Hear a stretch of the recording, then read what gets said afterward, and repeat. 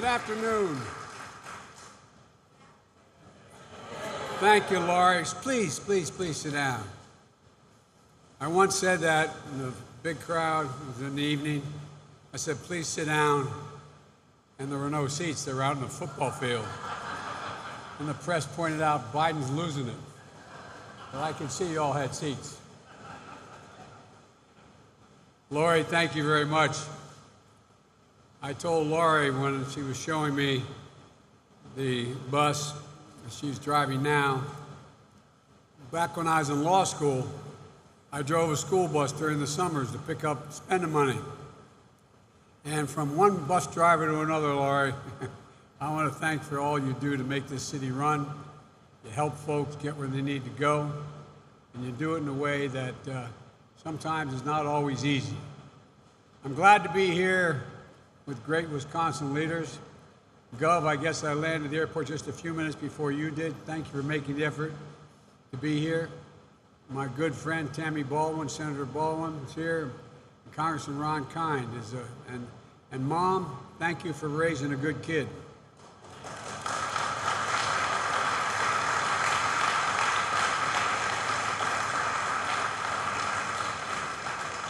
And Mayor Reynolds, I was telling the mayor he just won re-election. He won election. And I said, you know, I always wonder about anybody who runs for mayor because it's the hardest job in American politics. They know where you live. You can't go to the grocery store.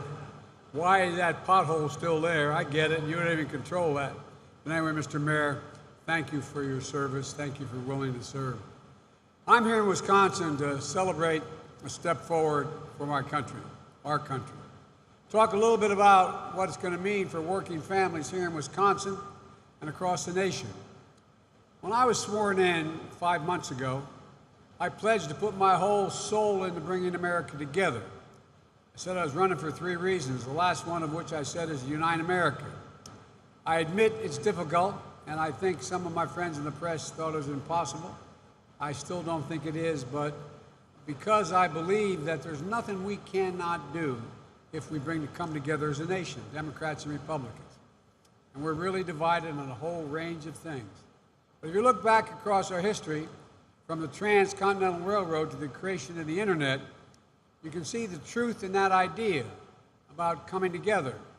Because America has always been propelled into the future by landmark national investments.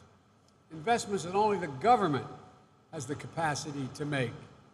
Only the government working together could make. Today happens to mark, it's coincidental, but today is the 60th anniversary of one of those significant investments that changed the nation. 65 years ago today, President Dwight Eisenhower signed a bill that created the interstate highway system. 65 years ago today. That was the last infrastructure investment of the size and scope of what the agreement I'm about to talk about today. It's time for us to write a new chapter in that story.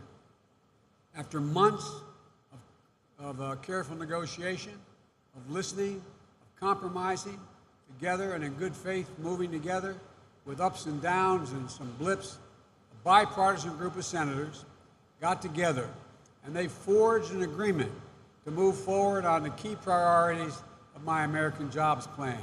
And one of them sitting in front of me. As a result, this is a generational investment to modernize our infrastructure, creating millions of good-paying jobs. And that's not coming from me, that's coming from Wall Street. Millions of good-paying jobs and positions America to compete with the rest of the world in the 21st century. Because China is way outworking us in terms of infrastructure. It's going to make the world of difference for families here in Wisconsin. Here's what it's going to do.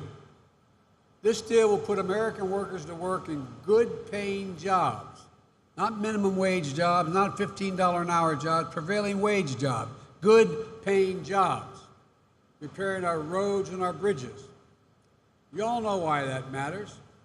1 in 5 miles of highway and roads in America are in poor condition. 1 in 5 miles. Some states it's worse, where the weather is tougher. 50 50% of our bridges are over 50 years old.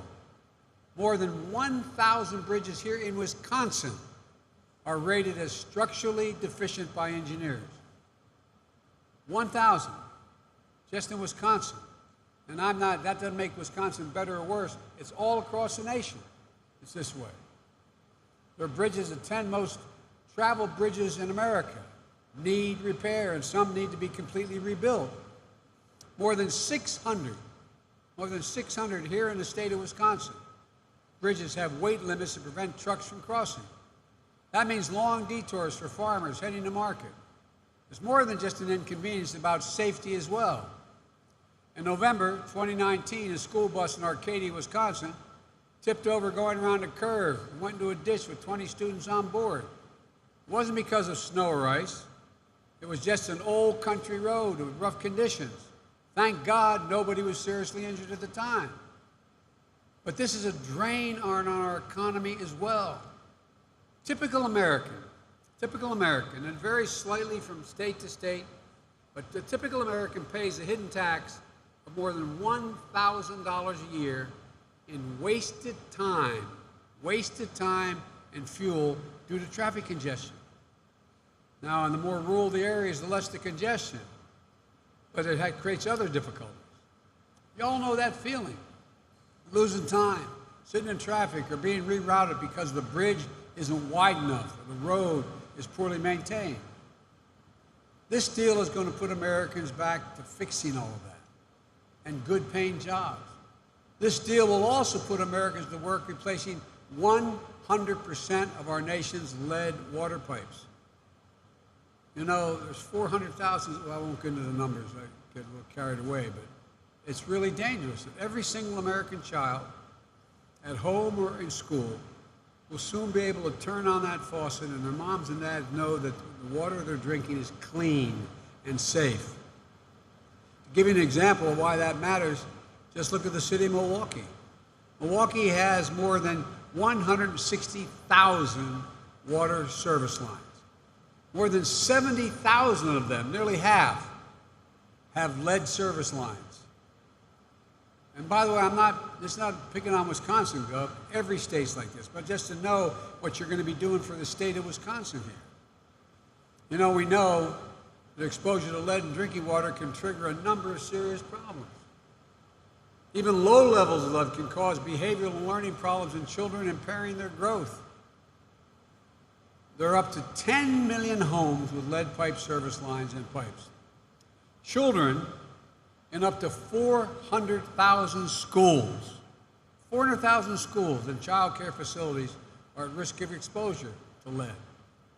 This deal contains the largest investment in clean drinking water and wastewater infrastructure in American history. This deal also provides something you're very familiar with in the island. Provides funding to get dangerous chemicals out of our water systems, known as PFAs, or forever chemicals. This is a problem all across the country. And I know that you're feeling it right here in La Crosse County. Just this spring, the state had to provide free bottled water to thousands of people on French Island because they were worried about those chemicals in the groundwater, which were linked to cancer and other illnesses. We'll pay for that. We'll get that done. We're also going to surge federal resources to help address the forever chemicals, not just here, but all across America. Unfortunately, Wisconsin is not unique in this problem. This deal will also put Americans to work building transmission lines, the largest investment in clean energy transmission in American history. Power outages cost the U.S. economy up to, now this is, you know, we know this, but until you add it up, it doesn't seem to be that big a deal. It cost the economy, Congressman, $70 billion annually. You hear me? Nationally, $70 billion annually.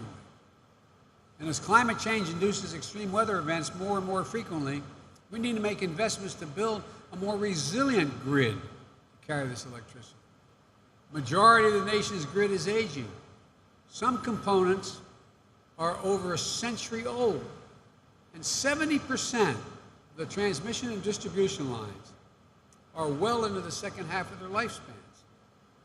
You saw what happened in Texas this winter. The entire system in the state collapsed. The entire system. That's why we have to act. This deal will modernize the power grid, be more energy efficient and resistant to extreme weather. Resilient against bad actors who try to hack and attack the grid, because I spent a lot of time in Europe trying to work on that. And it's going to strengthen and revitalize our natural infrastructure, like our coastlines and levees, while preparing our physical infrastructure for wildfires, floods, and other extreme weather. Anybody ever believe you'd turn on the news and say it was 116 degrees in Portland, Oregon? 116 degrees. But don't worry, there is no global warming. It doesn't exist. It's a figment of our imagination. Seriously. When a severe storm rolls in, like you had in some parts of the state just recently, the power is going to be less likely to go out. Town water systems will be able to withstand what happens once we make these investments. And as all of you know, America is one of the highest road fatality rates of anywhere in the industrial world. Let me say that again. The highest road fatality rates of any industrial nation in the world. I lost a wife and daughter and almost lost 2 sons. Look, our fatality rate is double the rate in Canada on a per capita basis. I bet every one of you here can tell me what the most dangerous intersections in your town are. I'll lay 8 to 5, no matter what the town is. Maybe you don't have many, but everybody knows what intersections are the most dangerous. When you're teaching your kid to drive, what do? You tell them, no, don't go down that road. When you come home, I'm being deadly earnest. When you come home the other way. Well, guess what? We got an agreement to invest $11 billion to help cities and locales reduce crashes and fatalities in their communities, especially for cyclists and pedestrians, which are increasing significantly. This deal is going to more than double the funding directed to state and local programs that improve the safety of people and vehicles, including highway safety, truck safety, pipeline and hazard material safety. I won't even get into this now, but you know, we have thousands of miles of pipeline. The vast majority of those pipes are 60 years or older. Some of them more than 80 years old. A lot of them are leaking. This is the United States of America, for God's sake. What are we not doing? This deal will also help high-speed internet and make sure it's available to every American home, including 35% of rural families who currently go without it. As of last spring, more than 82,000 children here in Wisconsin, which prides itself on its education, didn't have reliable internet access at home. Think about that year and year of remote schooling, when so many of our needs and our connections were forced to move online. Tens of thousands of Wisconsin kids got left behind. Did you ever think here in America that kids would have to sit in a fast food parking lot just to do their schoolwork and homework because they could connect online? Not a joke. Ask any mom who has kids in school or dad who's taking care of them. No child should have to do that. And no farmer here in Wisconsin should lose business because they don't have a reliable connection to the internet, no one to buy, no one to sell, and know what's going on. You know, back in 1936, the federal government brought electricity to nearly every home and farm in America, and it spread the opportunity out for cities in every part of the country. It changed the lives and fortunes of thousands and thousands of homeowners, thousands of hometowns, and millions of American families. And it set the stage for a massive, sustained economic boom that would follow World War II. High-speed internet is the equivalent of that today. It's an equivalent of that. It isn't a luxury. It's now a necessity, like water and electricity. And this deal would provide for it for everyone, while bringing down the cost of internet service across the board. This deal has also put Americans to work through a first-ever national effort to install electric vehicle charging stations. 500,000 charging stations nationwide along our highways and in rural and disadvantaged communities as well. Think about what that can mean to the American auto worker and the future of electric vehicles. China is going full bore. We're providing more electric vehicles than any nation in the world. You know, it used to be, when I first got to the United States Senate, actually in the 60s, when I was getting out of late 60s, getting out of law school, what happened? We invested more in R&D and investment in manufacturing than any nation in the world. Now we're number 8 in the world. China used to be number 9. Now they're number 2 in the world. And when you build a charging station, it spurs even more investment and more infrastructure around it. The local convenience store, the local hamburger place. You know, think about, nobody's old enough, but my dad used to tell me, because he worked back in the days for the American Oil Company. They came along with the automobile combustion engine. You needed to be able to put gas in the engine. In the car, the tank. Well, guess what? You had to build gas stations. One of my dad's jobs, my grandpa Biden's jobs, was to go from city to city, convincing them it was okay to bury these great big tanks with gasoline in them. And entire communities grew up around it. Well, this is exactly what we have to do with regard to electric vehicles.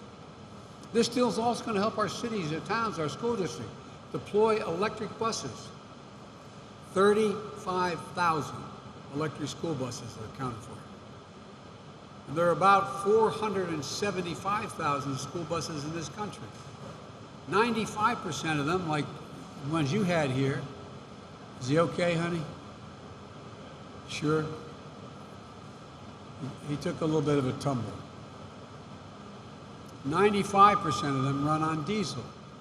So every day, more than 25 million kids and thousands of bus drivers breathe polluted air on the way to and from school. Diesel air pollution is linked to asthma and other health problems. It hurts communities. It causes students to get sick and miss time in school. We owe it to our kids to clean up the school buses, and this deal will help do just that. I know that the city of La Crosse is getting 2 electric transit buses this fall. I think I saw them both. I was down in the Carolinas looking at the bus company where you're going to buy them.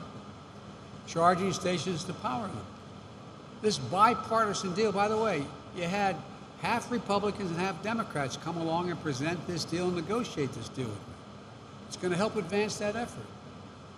This deal also modernizes our outdated airports, ports, and waterways. That means fewer delays that drain away so much money from families and from businesses. There's no good reason why that zero of the top 25 airports in the world are American. 0. Not one in the United States of America. This deal will put Americans to work through long overdue national environmental cleanups. It means good paying jobs, capping hundreds of thousands of abandoned oil and gas wells that need to be cleaned up and capped. Methane leaks, protecting the health of our communities, making the same money it took to dig that well. And there's thousands of them. Not to mention, this deal represents the largest investment in American passenger rail and in freight rail since the creation of Amtrak.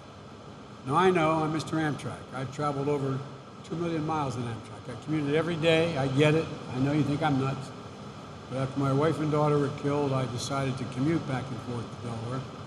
It was a 257-mile round trip. I'll tell you a real quick story. I shouldn't bore you with it, but you know, the Secret Service, they're the best in the world, doesn't like you taking Amtrak because it stops too many times on the train. They want me flying home, and small jets are available as vice president. But that costs a lot of money, so I would go home on Fridays because my mom was passing away. I'd go home on Amtrak. And they keep fastidious record of the miles you travel in an Air Force aircraft as president and vice president. And toward the end of my term, headline came out in all the papers, Biden travels, I think it was 1.3 or 1.7 million miles on Air Force planes. And so I'm getting on the train on that Friday, and these guys all became my family, all the conductors. And a guy named Angelo Negri came up and he goes, "Joey, baby!" grabs my cheek like that. And I thought they were going to shoot him. I really did. I said, no. He's a friend. He's like, what the hell? And he said, "Big deal, Joey. 1 million, whatever it was, 300,000 miles. You know how many miles you travel on Amtrak, Joey?" And I said, "No, Ange, I know." And he said, "At retirement dinner, we calculated it. We estimated 127 days a year, 250 miles back and forth, 36 years. Then as vice president, Joey, you travel more on Amtrak." Well, and when they named a station after me in my city, someone complained that Biden was using his influence. I said, hell, they should name the whole Northeast Corridor after me, more than anybody else. But all kidding aside, studies show if you can get to your destination in the same amount of time or less on rail than you can by car, people will take rail. And Gov, you know this better than anybody. Imagine if you could get from La Crosse to Chicago in 2 hours instead of 4.5. That's what this would allow us to build the capacity to do. And besides, it would not only make your travel easier, I don't know why I'd go to Chicago, but all kidding aside, it would reduce the largest source of pollution in America, vehicle travel.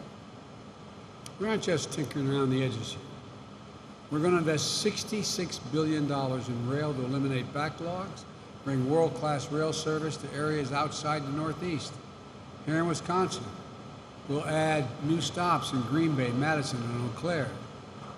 This deal also makes the largest investment in public transit in American history. A whole lot of people here in Wisconsin depend on public transportations like the bus system here in La Crosse to get to work, to school, to get around. Because of this deal, it'll be easier, quicker, cleaner, more frequent, and more reliable. More transit options mean more people can access good jobs as well. One study found that it leads to higher wages for workers because businesses can attract more customers with the rail. This bipartisan breakthrough is a great deal for the American people. Not just for folks in cities, not just for red states or blue states, but for everybody. The jobs that are going to be created here, largely will be those for blue-collar workers, the majority of whom will not have to have a college degree to have those jobs. A lot of those folks are being left behind now. The guys who grew up in Scranton and Claymont are being left behind. This is the answer for good-paying jobs. Jobs not just in our biggest cities along our coasts, but in small towns across the country. So families can build wealth and opportunity in rural hometowns and don't have to leave when they're grown up. I've said it all along. This is a blue-collar blueprint to rebuild America. And long before families in Wisconsin are going to see the benefits firsthand. Look, I'm always quoting my dad because he was smart and I loved him. My dad used to say, "Joey, a job's about a lot more than a paycheck. It's about your dignity. It's about respect. It's about your place in the community." I mean, he really would say this when he lost everything in Scranton and we had to move down to Claymont, Delaware, a little steel town. And he said, and the deal is going to deliver a breathing room. All he said was, all you want as a middle-class person is just have a little bit of breathing room. Not just a little bit of breathing room. That's why we got to build this economy from the bottom up and the middle out, not trickle down. Creating good-paying jobs with dignity and jobs that cannot be outsourced. And critically, we're going to get it all done without raising taxes on a single American earning less than $400,000. Now, all of you making over $400,000, I love you. But I don't mind a little bit if your taxes go up a little bit. But all kidding aside, I made a commitment. I would not support anything that raised a penny in tax on someone making under 400 grand. And that means in this bill, there is no gas tax. Working families have already paid enough. Instead, we're going to pay for these investments in part by giving the Internal Revenue Service the resources it needs to collect taxes on the wealthiest Americans who owe but are currently not paying under the existing tax rules. And by the way, it's not done by this, it's done by conservative economists and liberal economists. It cracks down on tax cheats, not just hardworking middle-class Americans. And there's a lot of important investments in this deal that are long overdue. Economists of all stripes agree that it's going to create good jobs and dramatically strengthen our economy in the long run. It makes it easier for businesses to seamlessly transport their goods. It makes it easier for workers to more easily access job opportunities. But the reason this agreement matters so much is about what it represents. This deal isn't just the sum of its parts. It's a signal to ourselves and to the world that American democracy can come through and deliver for all our people. We can't be united. I just met with the G7. I just met with all of NATO. I just met with Putin. The autocrats think that democracy can't keep up with autocrats. Not a joke. But as living proof, we can still come together in this country and accomplish something big and transformational. I know that neither the Democrats nor Republicans get everything they want in this agreement. It's not all that I propose, but that's what our economy is all about. That's what it means to compromise and reach consensus, and that's what in the heart of every democracy. And we can't give up on what we keep finding ways to come together, because every time we negotiate in good faith and come together and get something big done, we break a little more of the ice that too often keeps us frozen in place and prevents us from solving the real problems people are facing. Let me be clear. There's much more to do, and I'm going to continue to fight for more. I'm going to keep working with Congress to pass even more of my economic agenda so we can keep building an economy from the bottom up and the middle out. As we bring home key parts of my American Jobs Plan, I'm going to make the case, and I've told this to the negotiators, I'm going to continue to make the case that critical investments are still needed, including those in my family plan, American Family Plan. Maybe the most important among them is extending the child tax credit, which will significantly benefit middle-class and working folks. Let me explain what that is. Pretty soon, taxpayers in America are going to get a significant check back from the IRS. For example, if you have to pay taxes and you have a good income, you get to deduct $2,000 per dependent, per child. And that comes off the bottom line of your taxes, and you probably still owe more after that's cut off. But for families who in fact don't have that big a tax bill, they don't get anything from this. So we changed the law this year, and it's cutting child poverty by 40%. And here in Wisconsin, by July 15th, we're going to start they're going to be picking up the phone and calling you and say, thanks, God. They're going to get checks from the IRS. Here's what it is. For every child you have under the age of 6, you're going to get $3,600. And for every child under the age over the age of 12, you're going to get $3,000. So you'll actually get a cash payment instead of just a credit against your taxes, because you don't pay that many taxes if you're making the minimum wage, or you're making $20,000, $30,000, $40,000 a year. And people say, well, that's a giveaway. Hey guys, I think it's time to give ordinary people a tax break. The wealthy are doing fine.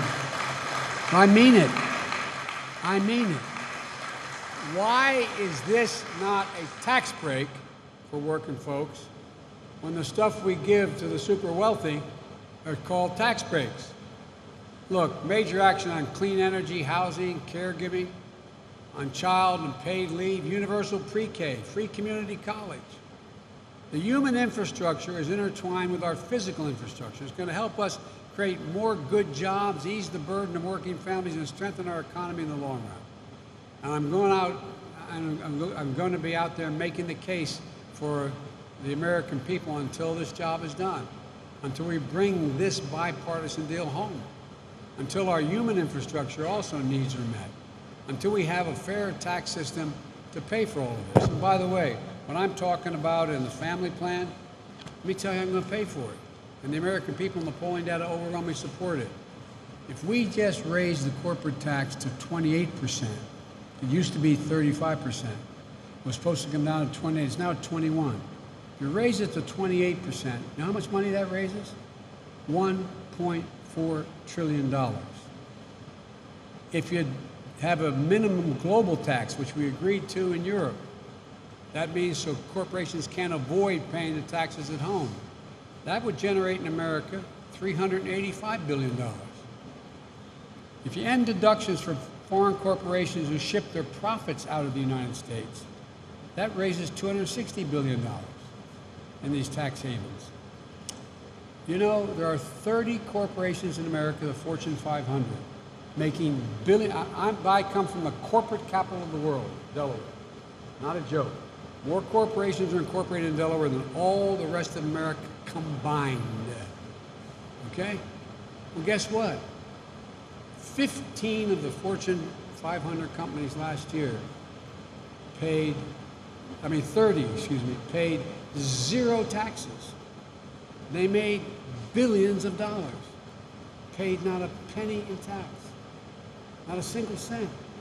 I'm not trying to punish anybody. I'm just saying, let's be fair. If you just set up a minimum tax, you had to pay at least 15% of your earnings as a corporation.